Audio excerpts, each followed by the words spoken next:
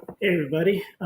Hey, so this video is a safety training on accidents and incidences, and what do we do as a company and as employees when an incident or an accident happens. It's the first in a series of videos that are going to go out, just to ensure that we're safe and we're doing our best to watch out for everybody because, basically because you're a part of our team and our community, and we just want to make sure everybody's safe and everybody's being taken care of. And I hope as we go through this training, you get that sense of the steps that are in here to be taken, especially if somebody's injured, are really important and essential. So this is going to come with a couple other things.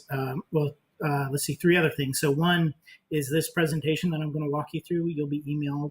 You'll also get a standard operation procedure, which is going to just everything I talk about in writing plus a bunch of extra stuff. And you need to read that through that.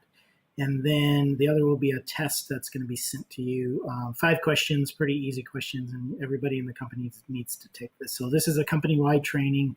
All of us will need to take it. I'll take it, and executives will take it. It's for everybody.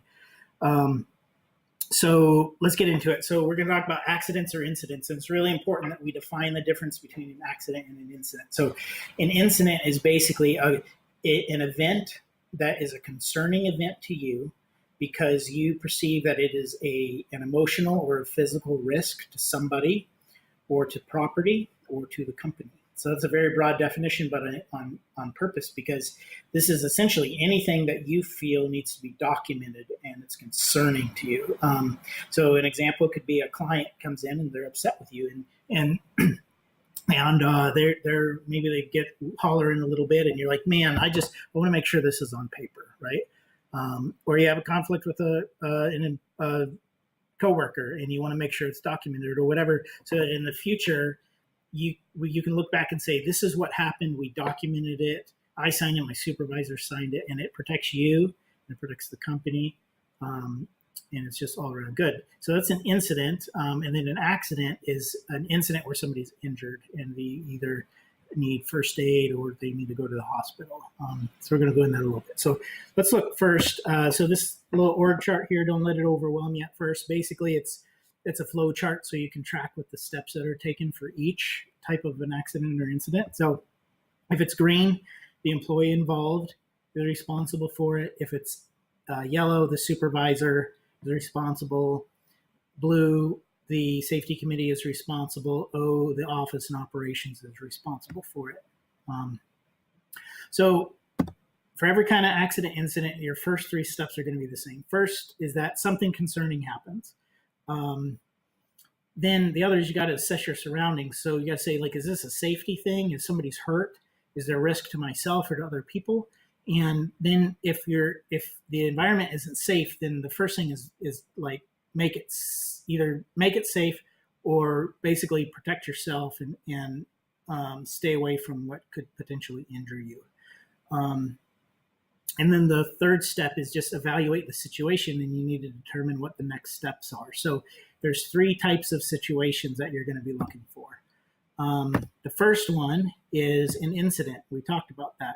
The second one is an accident that needs first aid, but nobody goes to the hospital or gets medical attention.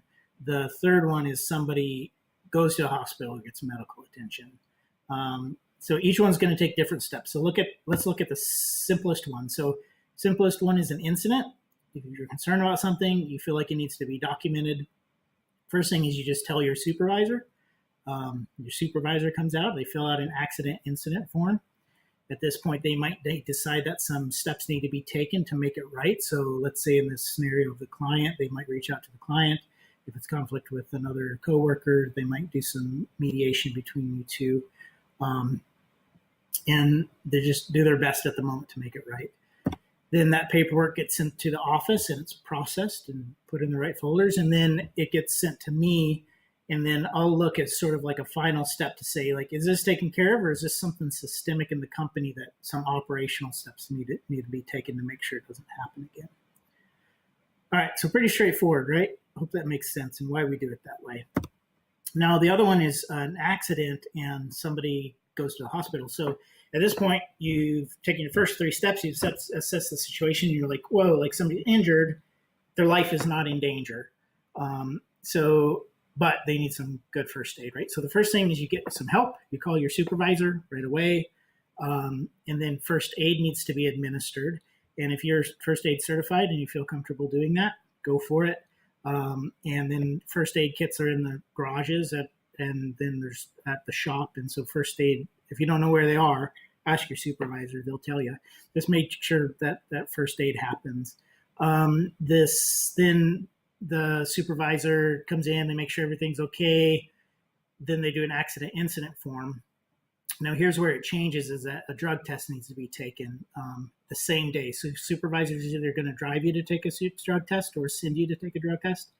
And that drug test needs to be taken the day of the accident. So, and then of course, if you fail, then it's automatic termination. But hopefully that'll never happen for us. And then because we want to maximize safety, then at that point, an investigation happens from the safety committee. Somebody from the safety committee comes out. Investigation isn't the best word there, but we use it just because that's what OSHA wants. So they're going to look and assess the situation and say, does anything need to change? Make sure everybody's safe. They're going to document it. They might have some immediate changes that happen, and then your supervisor might as well. Or they're basically looking at ways that we can be preventative. So there you go. So that's that. And then it gets sent to the office and paperwork's done. And then a copy of that sent to the safety committee. And then at that point, the next time the safety committee meets, they're going to review it and they're looking for systemic issues of safety for policies to be changed. And they'll take action if they feel like that's there. So that might all feel really redundant to you, but redundancy keeps us safe, you know?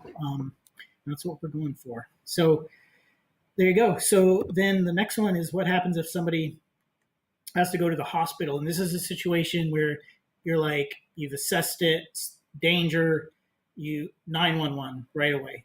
If you're in doubt, 911, get help on the way. The safety of the person is primary above everything else. So you're going to call 911. You're going to call your supervisor. If you have to be online if 911 asks you to stay online, text your supervisor or send somebody else to do it. The reason the supervisor needs to do that is because they're first aid and CPR certified. If you're comfortable doing CPR and you're certified or first aid, go for it, start it. But make sure your supervisor gets there as soon as they can after. So if they get there, they'll start CPR or first aid, and person is priority. Then that employee needs to get to the hospital. So either the ambulance takes them or the supervisor takes them, one of the two, and we're making sure they're okay. Then once they're at the hospital and they're stable and we know they're okay, we'll take a drug test. And then at that point, once everything's done, then we start worrying about paperwork because that's all paperwork secondary to everything else. So accident incident form, the safety committee member comes out and does an investigation, and then they're going to fill out with the employee who's injured an OSHA 801 form. That's basically a document for OSHA saying that this person went to the hospital so that when that person files a claim, it's documented and they can pay out that claim. So there you go. And then the steps after that are the same. It's going to send to the office for processing, forwarded to the safety committee. And then the safety committee is going to take some action if it's a systemic issue. So there you go. So those are the 3 steps to make sure we're safe as individuals and as a company. And things to note. So lots of members of the safety committee, but the ones you're going to contact primarily in an event of somebody being in an accident is myself, Adam, or Brenton. We kind of share responsibility, and we're the leads for the safety committee. The other one is that there's some responsibilities for an employee. So the first one, any employee who receives professional medical attention, they have to submit a doctor's note or to the HR manager within 2 days of the injury. And then they have to submit a release to work before they can come back to work. They have to communicate consistently with their supervisor. And then they have to take a drug test. So that's also in the SOP that you're going to get operating procedure, read through that. All right, guys, thanks for